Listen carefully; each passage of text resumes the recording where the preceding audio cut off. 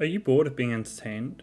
Have you considered watching hours of footage of people mowing lawns, laying bricks, cleaning a house, jet washing concrete, or cleaning a rug instead? We have easy access to far more content than at any point in history, whether that be as short form video, or user created long form content like on YouTube, or TV and film on streaming services.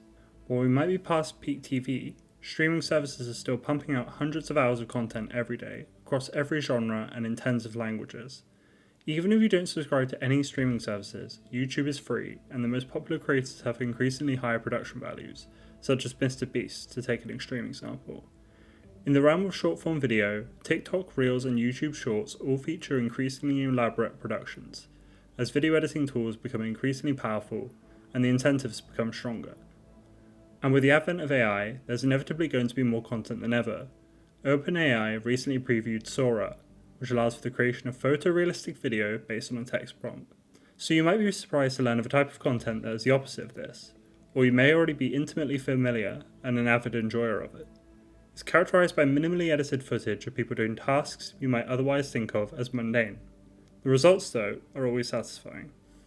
It might be somebody cleaning their home from top to bottom, or someone mowing an overgrown lawn, hacking away at the foliage until it's unrecognizable, or someone cleaning the filthiest rug you've ever seen in your life, shampooing and blasting it with water until it finally runs clear. Videos of this kind can pull in tens of millions of views on YouTube, translating into sizable sources of income for content creators. But why has this style of content become so popular, especially at this point in history? Let's get into it.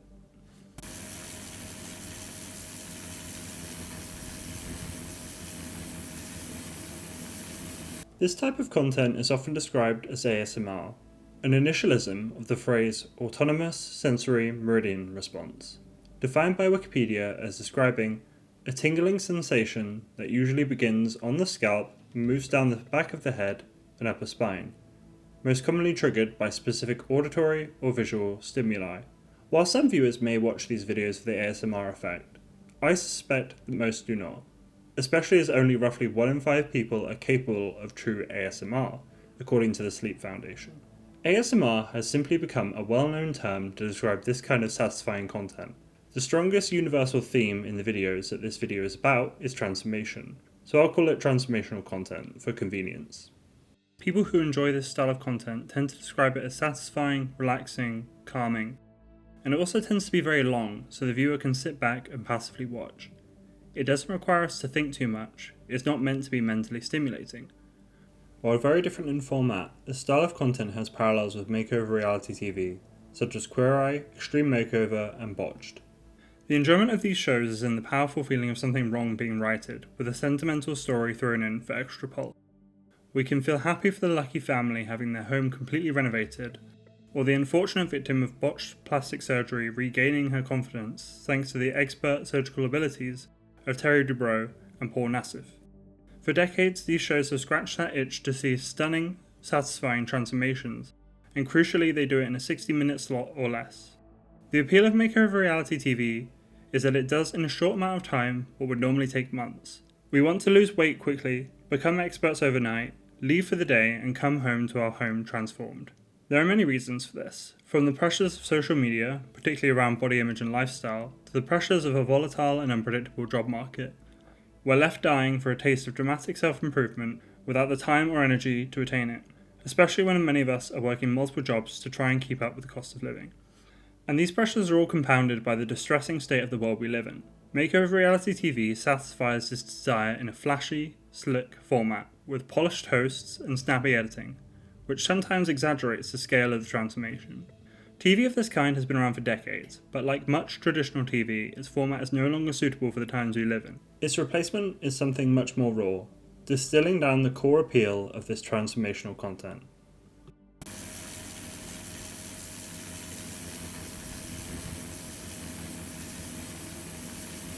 Rug cleaning videos are a popular niche of this type of transformational content and command millions of views on both normal YouTube videos and on TikTok, Reels, and Shorts. To state the obvious, rug cleaning videos involve taking a dirty rug and, well, cleaning it. But these rugs aren't just dirty, they're filthy, often caked in mud, pet urine, even slime. You've probably never seen such dirty rugs in your life. On the surface, this might seem mundane, and it sort of is, but it's almost hypnotic to see the rug go through copious rounds of soaking, squeegeeing, buffering, shampooing, even jet washing. Each time the rug is rinsed off, the water runs a bit clearer, and it can take a shockingly long time for the water to run completely clear, using an obscene amount of water in the process. By the end though, there's a night and day difference between how the rug looked at the start of the video and how it looks now. This same kind of drastic transformation can be seen in landscaping content, specifically clearing away large amounts of vegetation from overgrown gardens, often for free. The people helped out in this kind of video are often elderly and or disabled, or simply don't have the resources to maintain their gardens by themselves, which can result in them receiving notices or fines from their local authority. The landscaper will hack away at oceans of weeds, tall grass and overgrown trees, even in the blistering heat, in what looks like back-breaking work. The result though is a garden that has been thoroughly tamed and, while not perfect, a marked improvement from the starting point. The resident is normally extremely grateful for the work done and will often attempt to pay, however this is of course declined. We're left with a wholesome feeling and a satisfying compilation of before and afters. While we understand that there are systematic issues that cause such situations to arise in the first place, such as the elderly and vulnerable not having enough support in place, we can take momentary solace in the act of kindness, even if the channels do benefit from ad revenue and sponsorships. Another popular variety of this style of content is restoration videos, which revolve around taking something that is seemingly beyond saving and making it appear almost brand new again. These objects are old and often heavily rusted, and it takes an amazing amount of craftsmanship to repair them too. Each object is unique, requiring different processes to get them back to working order, often having to design small custom parts to fix them. In a similar vein to rug cleaning videos, the amount of time and energy that it takes to get them back to their original condition wouldn't be worth it for the resale value alone. But in a world of planned obsolescence where manufactured objects feel much more disposable than ever, people appreciate the skill and dedication involved in repairing rather than replacing. And this is a sentiment that's always expressed in the comment section.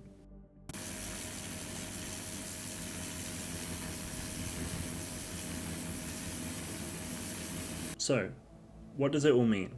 Much of the appeal of this content is the vicarious satisfaction we get from someone producing something meaningful and physical, without having to get our hands dirty and without even having to leave the sofa. Intense physical labour is a common theme in videos of this kind. We want to enjoy a taste of the fruits of physical effort without putting in that effort ourselves, either because we can't or we lack the necessary energy or discipline. We might crave the satisfaction that these videos provide because our own jobs, which often leave us tired, overworked, and stressed, don't give us the satisfaction that we need. According to Envoy.com, the satisfaction in a job well done is what keeps people at their jobs. In a survey of 1,000 office workers, 63% say the act of doing good work makes their job worth it. However, 51% of employees cited their paycheck as the most fulfilling part of their job, which suggests that the jobs that society values monetarily aren't necessarily the ones we find satisfying.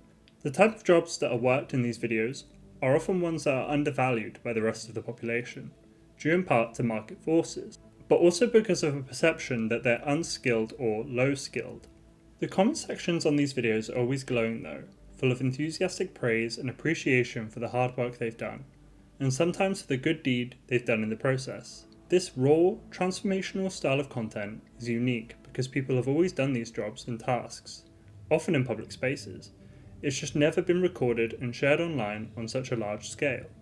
The popularity of these videos is reminiscent of umorels, an Italian word defined by Wikipedia as referring to men of retirement age who spend their time watching construction sites, especially roadworks, stereotypically with hands clasped behind their back and offering unwanted advice to the workers.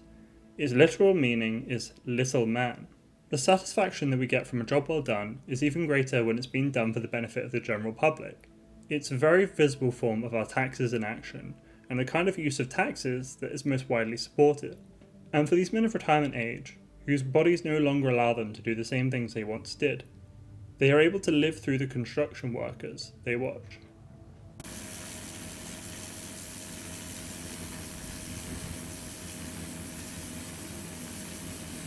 Rug cleaning videos are probably the first form of this content that I got into. It was relaxing seeing them blasted with an absurd amount of water until they were immaculate and rejuvenated. I'd watch them at the end of a stressful day, maybe the last video before bed while I scrolled my phone. After a few weeks though, a persistent thought emerged. How were these rugs becoming so dirty in the first place? As relaxing as these videos can be, this is one thought I couldn't shake, especially as the rugs often don't look like they're worth enough to justify the time and money to restore them. And it's a question that comes up in comment sections often. Of course, it was ultimately a TikTok that confirmed that these videos are often staged, and some forums have said much the same. I no longer watch rug cleaning videos for this reason, and took solace in landscaping, house building, and repair videos, where there's no need to fake the content.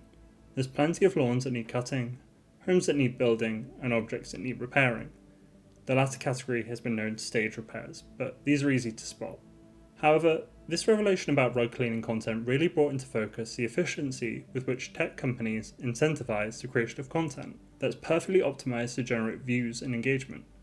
Even if something is, on the surface, quite mundane and straightforward, if it resonates with an online audience, especially in a new way, content creators will identify the core appeal and cater to it for the financial incentives, namely a share of ad revenue and sponsorships. It's financial incentives that often keep us in jobs that don't bring us satisfaction, and it's often financial incentives that create content to bring us that satisfaction we're otherwise deprived of. It's really satisfying watching people mow lawns though. Thank you for watching. Drop me a like if you enjoyed the video, and subscribe to stay up to date on new videos I post. I'm going to be uploading every other weekend, so there'll be a new video soon. See ya!